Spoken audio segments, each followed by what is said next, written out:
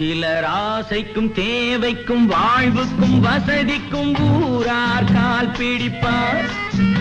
ஒரு மானமில்லை அதில் வீணமில்லை, அவர் எப்போதும் கால் பிடிப்பார்.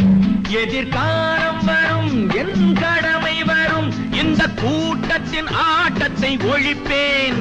பொது நீதியிலே புது பாதையிலே வரும் நல்லோர் முகத்திலே விழிப்பேன். வரும் நல்லோர் முகத்திலே விழிப்பேன். நான் ஆணையிட்டால் அது நடந்து விட்டால் இங்கு ஏழைகள் வேதனை படமாட்டார். உயிர் உள்ளவரை ஒரு துன்பமில்லை, அவர் கண்ணீர் கடலிலே விழமாட்டார். அவர் கண்ணீர் கடலிலே விழமாட்டார்.